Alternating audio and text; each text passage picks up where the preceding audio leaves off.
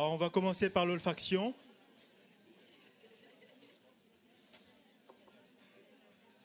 Les objectifs. Allez, on y va. Encore un petit effort, dans peu de temps, on sera libéré.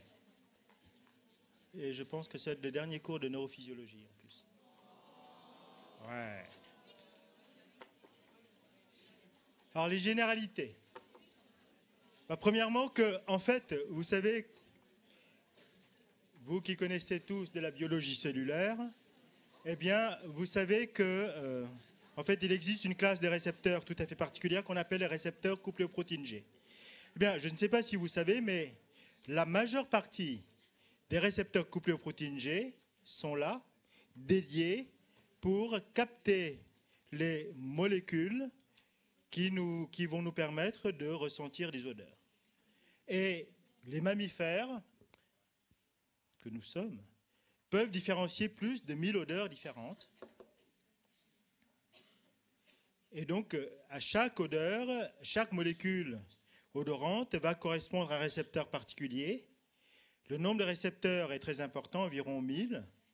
Et ces récepteurs-là sont localisés dans l'épithélium olfactif de la muqueuse nasale. En fait, donc, on peut même penser qu'avec 1000 récepteurs, on peut être fier, mais en fait, par rapport à d'autres animaux, notamment les chiens, les chats, ou bien même le cochon, eh bien, l'homme est beaucoup moins équipé en récepteurs olfactifs que les espèces que je viens de citer. En fait, l'homme, en acquérant la station debout, du coup, s'éloigne son museau du sol et va perdre un certain nombre des fonctions olfactives. Et voilà comment les choses se passent. Ici, j'ai représenté une fleur avec l'odeur qui va être captée par l'épithélium olfactif ici. Et cet épithélium olfactif, en fait, ce sont des cellules nerveuses avec des récepteurs qui vont capter ces molécules et qui vont faire naître un signal nerveux, un potentiel d'action, véhiculé par les axones qui vont se réunir dans, ici, ce qu'on appelle le bulbe olfactif. Et voilà la représentation, le neurone sensoriel. Vous avez ici le neurone sensoriel qui est localisé dans l'épithélium olfactif avec les cellules basales et puis les cellules de soutien. Au bout de ce neurone sensoriel, on trouve des cils olfactifs sur lesquels se trouvent les différents types de récepteurs que l'on vient de mentionner.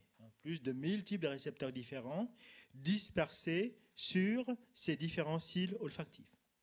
Chaque récepteur étant spécifique pour une molécule odorante donnée.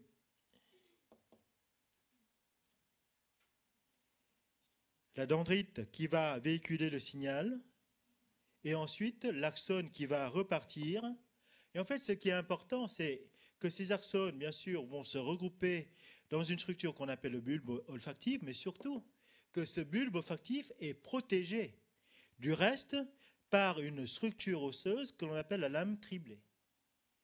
La lame criblée est un os avec des orifices par lesquels vont passer les axones, mais surtout la lame criblée est là pour protéger le bulbe olfactif.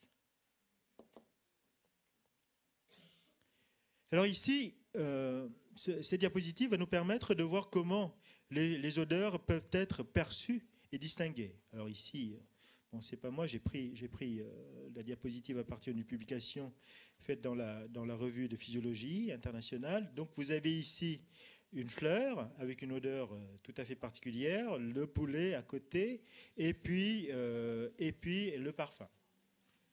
3 odeurs qui peuvent être agréables selon les goûts et les tendances de chacun, et selon le moment de la journée. Alors, la chose, c'est qu'on a vu que ces odeurs-là, qui sont des molécules, vont se fixer sur des récepteurs spécifiques. Et ici, vous voyez que sur ce schéma, les récepteurs sont dispersés dans l'épithélium olfactif.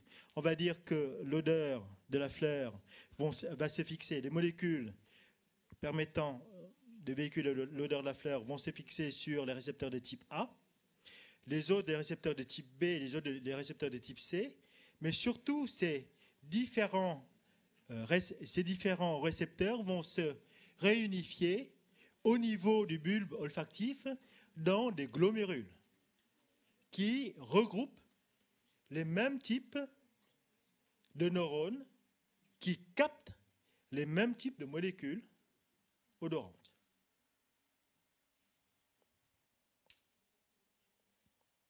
Donc, chaque molécule, un récepteur. Chaque récepteur, un neurone. D'accord ?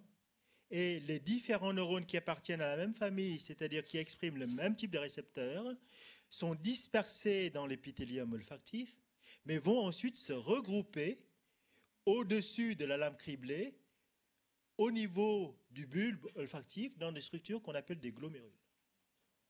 Et ensuite, bien sûr, de ces glomérules, eh bien, vont partir une voie nerveuse afférente qui véhicule le même type d'informations renseignant notre cerveau du type d'odeur que l'on vient de percevoir. Bien, maintenant, voyons, comme tout à l'heure, après le bref rappel anatomo-histologique, voyons ce qui se passe au niveau de la cellule. Et donc, nous sommes dans une cellule nerveuse. Tout va se résumer par des stimulus et par une libération de neuromédiateurs qui va intervenir suite à une dépolarisation membranaire.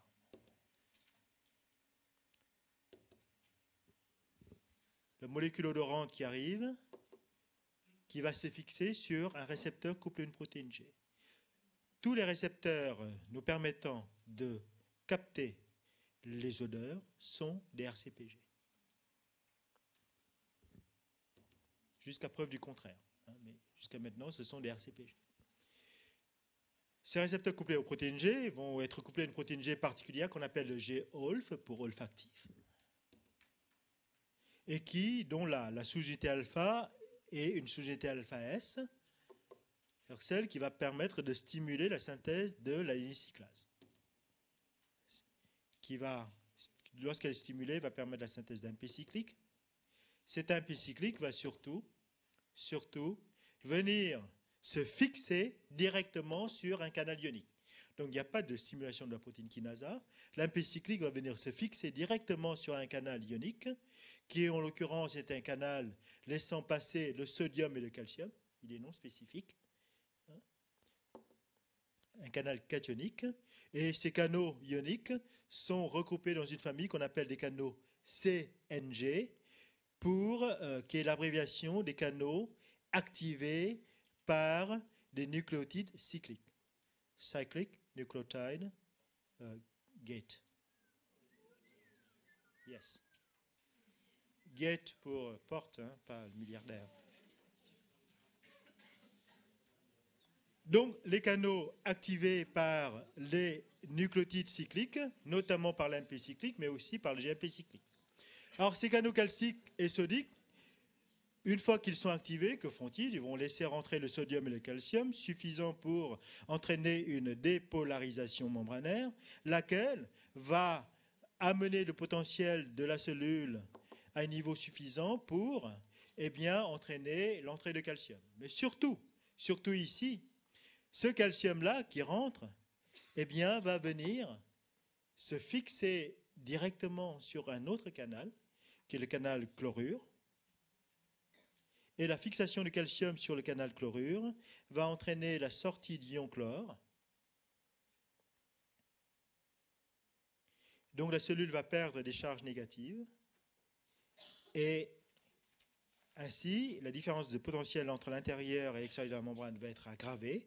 En d'autres termes, une sortie d'ion négatif va être équivalent à une dépolarisation membranaire. Donc ça va renforcer la dépolarisation membranaire.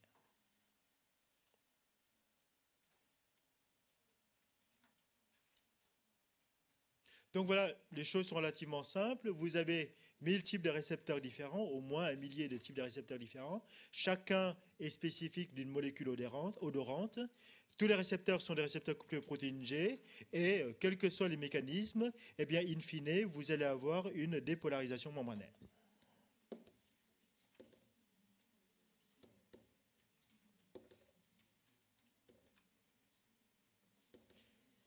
Le deuxième type de stimulation, c'est cette fois-ci la protéine G est une protéine GQ.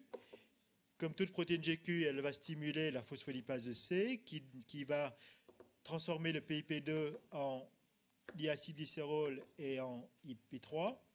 Cet IP3 va stimuler la sortie de calcium des stores intracellulaires. Et pareillement, eh bien, le calcium va venir se fixer sur les canaux chlorures pour entraîner une dépolarisation accrue.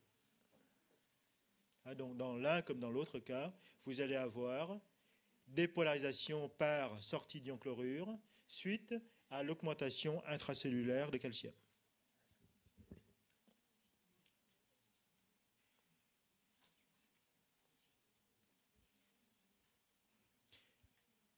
Alors, en fait, s'agissant de transduction du signal au niveau de l'olfaction, les choses sont relativement simples. Quels que soient les mécanismes, c'est une dépolarisation. À propos de l'olfaction, il y a un phénomène que tout le monde connaît et qui est... La question est mal posée. Pas les mémoires, oui. La mémoire des odeurs, effectivement, mais c'est-à-dire que les odeurs, et ça on va le voir tout à l'heure, et on ne connaît pas encore tout concernant le fait qu'effectivement, bon, Marcel Proust, mémoire, et qui rappelle de... Non, c'est pas tellement ça. C'est le fait que, imaginez que l'on vous offre des fleurs. Oui, vous allez éternuer. Non, c'est pas tellement ça. Vous dites, ah, ça sent bon. Et puis vous gardez les fleurs pendant un certain temps, et puis vous ne sentez plus l'odeur. Ça, c'est la mauvaise nouvelle pour celui ou celle qui vous offre des fleurs. À l'inverse, vous pouvez aller dans un endroit qui sent particulièrement mauvais. Et la bonne nouvelle, c'est qu'au bout d'un certain temps, eh bien, vous ne sentez plus l'odeur non plus. Et donc, il y a un phénomène que tout le monde connaît, qui est un phénomène d'adaptation. Mais avant de voir le phénomène d'adaptation, simplement, on a vu tout à l'heure avec les deux exemples précédents que certaines odeurs vont stimuler l'impicyclique, d'autres odeurs vont stimuler l'IP3. Et donc, des auteurs se sont amusés, en fait, à étudier le type de second messager qui sera mis en jeu avec tel ou tel type d'odeur. Alors, c'est simple. Ils font des cultures de cellules. Ils ajoutent une pincée de citralva, donc qui a une odeur fruitée. Ils mesurent ensuite la concentration d'AMP cyclique. Et que voit-on? On voit que les odeurs fruitées, c'est l'AMP cyclique. L'herbacée, ça ressemble beaucoup à la cuisine, ça, c'est l'AMP cyclique. La pyroline, vous savez, ce sont ces molécules qu'on met dans des boules puantes qu'on a tous utilisées lorsqu'on était jeunes. Ouais. Eh bien, c'est l'IP3. L'IP3 qui est surtout stimulé. Donc, du coup, quand j'ai vu ça, je dis, bah, très bien, maintenant, stimulons l'AMP cyclique. Eh bien, oui, l'acide isovalérique, pareil. Mais en fait, non, puisque les odeurs florales, eh bien, stimulent également l'IP3. Donc, en résumé, c'est qu'il n'y a pas de règle, vraiment. Il n'y a pas de règle concernant la correspondance entre le type de second messager et puis l'odeur plus ou moins agréable que l'on va percevoir. À ce propos, vous savez que, en fait, la notion qu'une odeur est agréable ou pas est une notion purement culturelle. Et qu'un enfant qui vient de naître n'a pas ces notions-là. Et en fait, ensuite, on associe telle ou telle odeur avec une sensation agréable et telle ou telle autre odeur avec une sensation désagréable. Il suffit de penser à la cuisine pour tout de suite être convaincu. Nous sommes dans un pays où il y a beaucoup de fromage. Je Je vous assure que si vous amenez ces fromages-là dans un autre pays avec une autre culture, eh bien, des gens ne vont pas supporter, à l'inverse, d'autres types d'aliments dont l'odeur est perçue comme étant agréable par les autres cultures. Si vous les amenez en France, eh bien, ça va être une sensation opposée.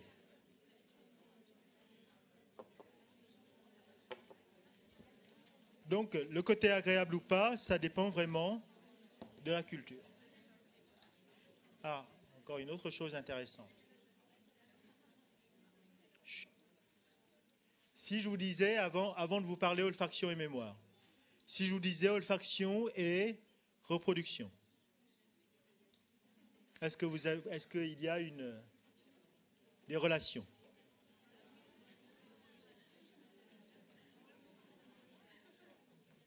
Là, vous êtes fatigué. Alors, celle qui parle. Y a-t-il une relation entre l'olfaction et la reproduction? Comment? Est-ce que l'odorat est plus développé chez la femme que chez l'homme? Vous dites oui, c'est... Oui pour la femme ou pour l'homme? Ouais. Qui viens-tu de voir aujourd'hui? Non, l'odorat est plus développé chez la femme, c'est bien connu. D'accord? Et c'est l'influence, notamment des stéroïdes sexuels, qui augmente la transcription des gènes codants pour les récepteurs, tout simplement. Les hormones sexuelles féminines. Et on le voit surtout, alors là, messieurs, sachez-le, la femme en période d'ovulation va avoir un odorat encore plus développé que normalement. Donc, les hormones sexuelles ont une influence positive, c'est-à-dire développent l'odorat, et qu'à l'inverse, on a vu un autre phénomène qui est tout à fait passionnant, c'est qu'il existe un effet contraceptif des odeurs, des phéromones, donc un effet inhibiteur de certaines odeurs sur le cycle sexuel.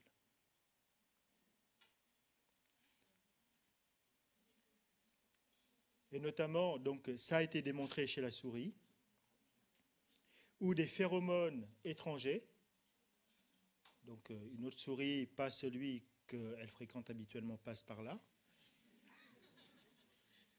et ça bloque, en fait, ça bloque l'ovulation.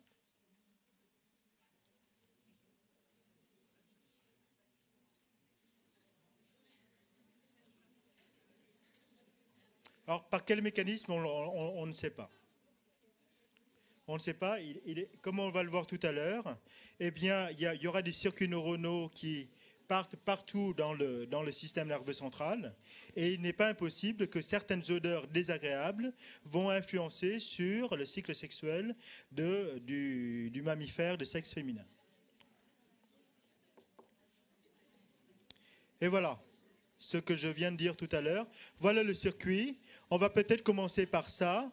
Vous avez ici ce qu'on a déjà vu tout à l'heure, l'épithélium olfactif, la lame criblée, le bulbe olfactif que l'on voit dans le détail ici. Et surtout, ce qui est important ici, c'est cette partie.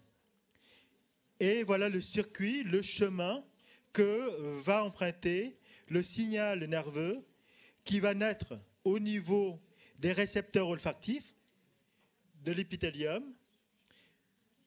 Un potentiel d'action va naître, va suivre la dendrite et puis l'axone du bulbe olfactif, et cet axone-là va se projeter sur le cortex dit piriforme. Le cortex piriforme qui est ici,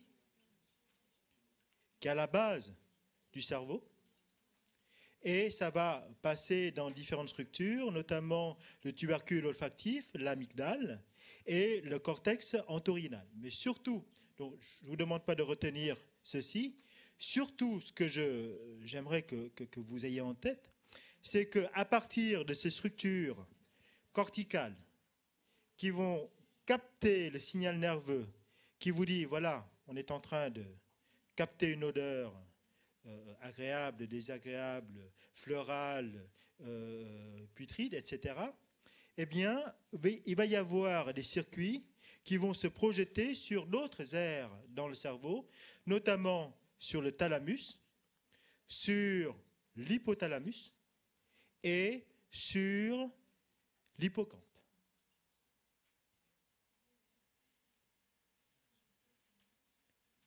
La projection sur l'hypothalamus sous-entend le rôle activateur ou inhibiteur de certaines odeurs sur le cycle sexuel. On est d'accord. Et puis surtout, ce qui peut être contrôlé par les hormones hypothalamiques sur l'axe hypothalamo-hypophysaire. La projection sur l'hippocampe, eh bien, va nous permettre de relier les odeurs avec la mémoire. Puisque, je ne pense pas vous l'avoir dit, en fait c'est une erreur de ma part, dans le cerveau, s'il y a une région du cerveau dont les neurones sont spécialisés dans le phénomène de mémorisation, c'est bien l'hippocampe.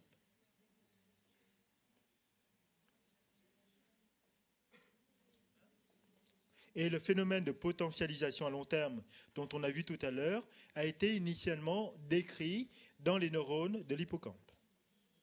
Voilà donc, retenez que les odeurs sont captées, le signal va véhiculer, va ensuite se projeter dans le cortex cérébral, notamment le cortex piriforme et le cortex entorhinal, mais qu'ensuite, à partir de cela, il va y avoir des projections sur d'autres aires, d'autres régions du cerveau, notamment l'hypothalamus et l'hippocampe, les uns expliquant le rôle, la relation entre l'odeur et la vie hormonale, et l'autre entre l'odeur et le mémoire, les phénomènes de mémorisation. Donc Marcel Proust, tout le monde connaît. Et enfin, on termine avec le phénomène d'adaptation. Comment le fait de ressentir, de sentir une même odeur pendant longtemps, eh bien, fait qu'on ne sent plus cette odeur. On ne perçoit plus cette odeur. La signalisation que vous connaissez, molécule odorante, stimulation d'un P cyclique, qui permet d'activer le canal CNG sodium-calcium, l'entrée de calcium. Ce calcium-là va activer la calmoduline. Hop, pardon. Va activer la calmoduline.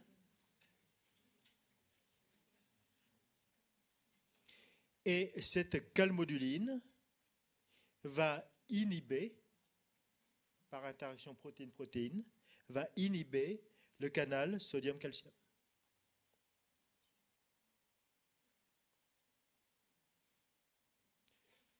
Donc malgré la persistance de la molécule odorante, malgré la persistance de l'AMP cyclique, eh bien ce canal sodium-calcium sera inactivé dans un deuxième temps par la calmoduline. Le calcium ne peut plus rentrer dans la cellule. D'accord ? Les canochlores ne peuvent plus être activés. La cellule ne peut plus être dépolarisée.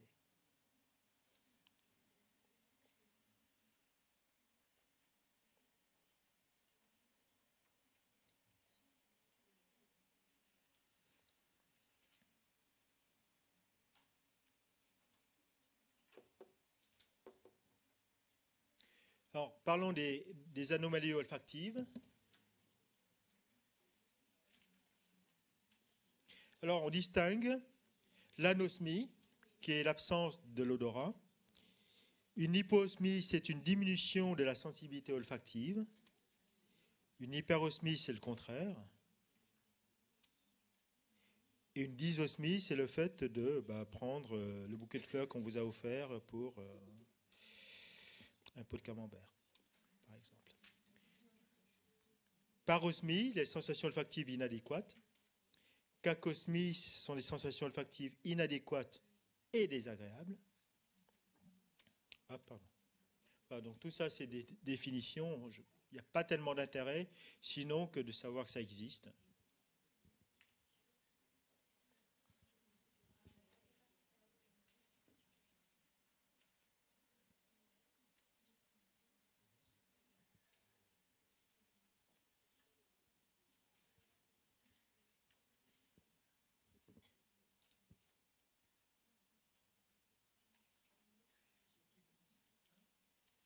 je passe.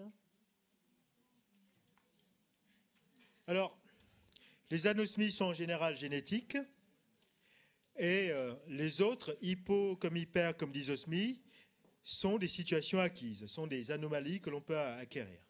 Alors, parmi les situations pathologiques qui peuvent entraîner des hypos, des hyper et des dysosmies, eh bien, on trouve la situation la plus fréquente, c'est-à-dire une inflammation, une rhinite, une tumeur,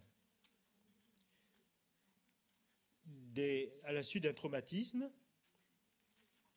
Avec l'âge, on perd également notre sensibilité olfactive, et puis aussi avec des médicaments, ou bien des toxiques.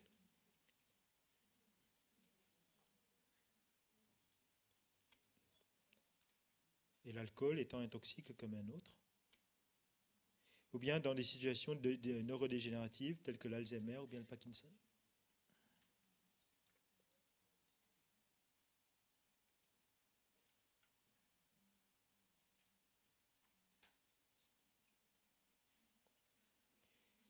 Il y a une situation particulière comme l'épilepsie qui peut aussi entraîner des dysosmies.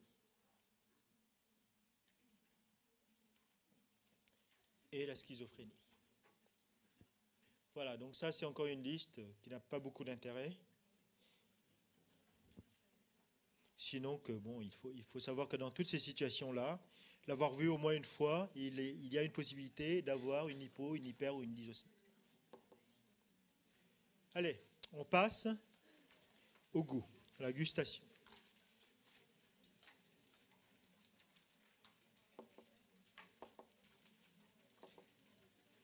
Alors, il y a 4 goûts élémentaires que sont le sucré, sweet, salé, l'acide,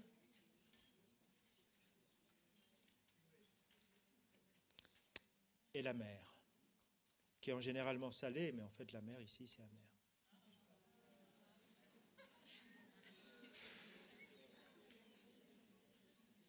C'est comme ça que je m'aperçois que je ne suis pas complètement fatigué. Voilà les 4 goûts élémentaires.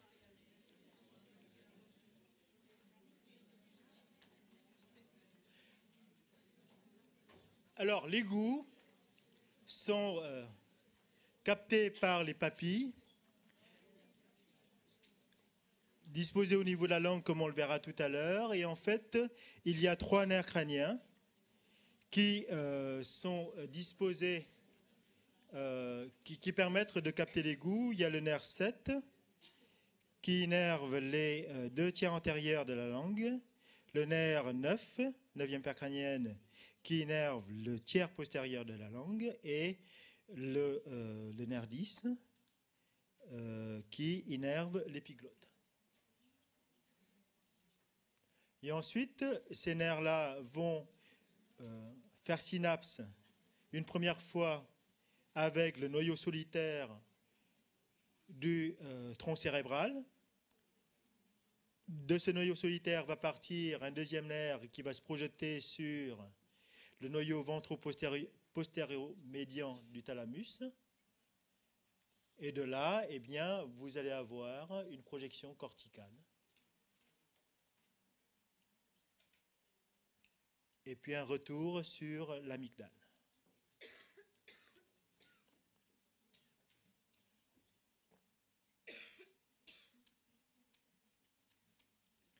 Alors la topographie gustative. Je n'ai pas eu le temps de regarder, mais on vous l'a fait, ça? Non? Pas en histo? Bien. Non, c'est intéressant, parce qu'en fait, c'est intéressant pour la vie de tous les jours. Le goût salé, eh bien, ça se goûte avec le bout de la langue. C'est ici, c'est en violet. D'accord? Le goût sucré, en orange, ça se goûte également au bout de la langue, mais en fait dans le tiers antérieur de la langue. Donc, si on regarde sur ce schéma, toute cette zone-là, eh bien, va nous permettre de détecter à la fois le goût salé et le goût sucré. On est d'accord? Le goût acide se détecte sur les bords latéraux de la langue.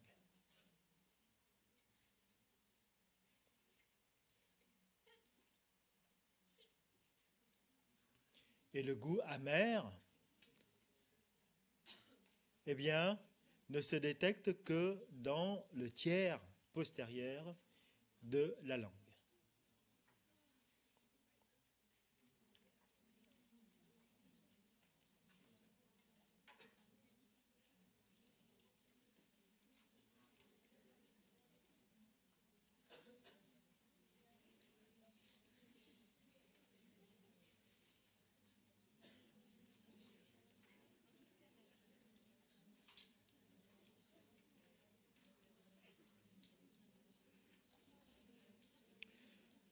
Je suis en train de réfléchir pour voir pourquoi la nature nous a fait ça comme ça. Non, c'est vrai. En fait, et avec ça, vous avez compris que lorsque vous goûtez quelque chose, vous le goûtez avec le bout de la langue pour savoir si c'est sucré ou bien si c'est salé. Ça dépend des habitudes culturelles, mais en général, ce sont en général les deux goûts qui plaisent. Le goût sucré à tous les coups, surtout chez les enfants. Le goût salé, parfois. D'accord? Et donc, si vous pensez que c'est bon, donc vous pouvez amorcer le mouvement de déglutition. En revanche, le fait de mettre le goût amer tout à la fin, c'est quand même assez traître.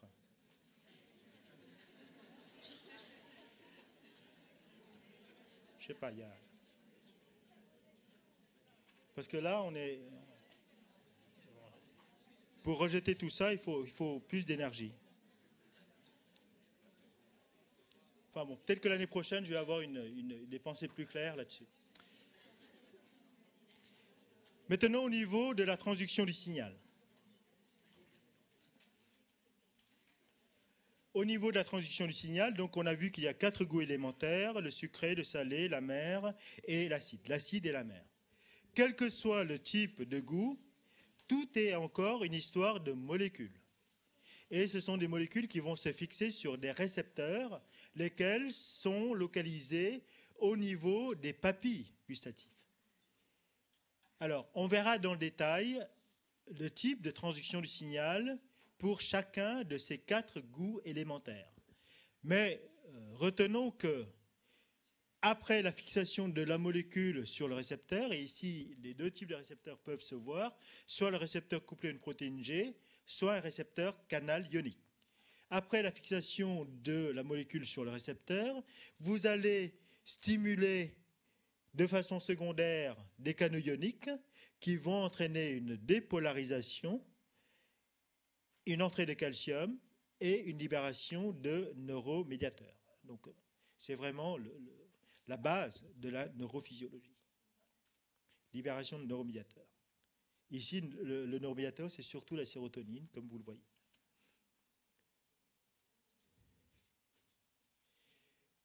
Les goûts salés et acides sont supportés, bien sûr, pour le goût salé, par la molécule sodium, alors que le goût acide est supporté par le proton. Et les récepteurs qui sont responsables du signal correspondant à ces goûts, ce sont des canaux sodiques pour le goût salé et les canaux H+, pour les goûts acides. H+, et également les canaux sodiques.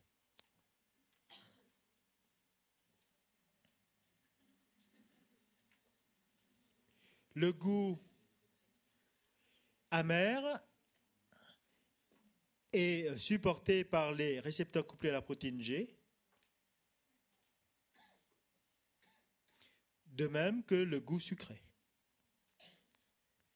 Maintenant, on va voir dans le détail chacun de ces quatre types de goûts élémentaires.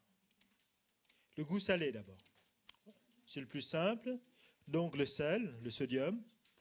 En fait, il va se fixer sur un canal sodique, donc le sodium qui se fixe sur un canal sodique, qui est sensible à l'amyloride et qui va permettre l'entrée de sodium dans la cellule, ce qui va entraîner une dépolarisation, laquelle sera suffisante pour ouvrir les canaux calciques dépendant du voltage, le calcium qui rentre, exocytose, libération de sérotonine. Oui, stop. Et fixation sur les récepteurs localisés sur le neurone afférent primaire, c'est-à-dire celui qui va ensuite emprunter les différentes nerfs crâniens. Le goût acide, le goût sucré, pardon. Bon, je prends une molécule qui est le saccharide, couplée à une protéine G, qui est une protéine GS. Là, je passe, qui stimule la cyclase, synthèse d'AMP cyclique. Et surtout ici, ce qui est important, c'est que cet AMP cyclique va stimuler la protéine kinase A, laquelle va phosphoryler pour inhiber les canaux potassiques. Inhibition des canaux potassiques, dépolarisation qui va faire suite à cette inhibition des canaux potassiques, le calcium qui rentre, comme d'habitude, libération de neuromédiateurs, stimulation du neurone afférent.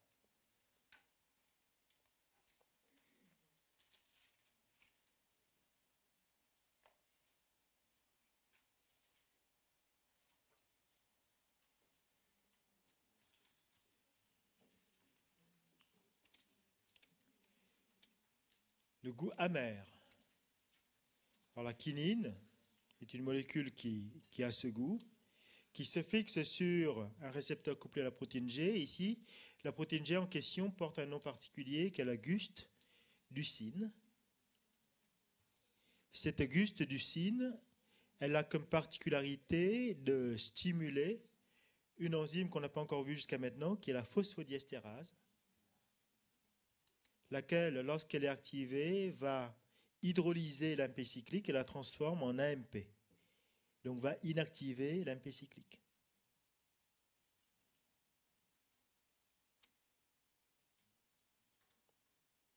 Alors ce qu'il faut savoir, c'est que l'AMP cyclique ici, lorsqu'elle est présente dans la cellule, elle se fixe sur un canal CNG, Cyclic Nucleotide Gate, qu'on a vu tout à l'heure. Of course. Of course. Et ce canal calcique, lorsqu'il est fixé, lorsque l'AMP cyclique se fixe dessus, il est inactif. Donc maintenant, si vous dégradez l'AMP cyclique, vous allez lever l'inhibition et donc vous allez permettre l'entrée de calcium. Et là, vous connaissez la suite, le calcium qui rentre, dégranulation, libération de neuromédiateurs et activation du neurone afférent primaire.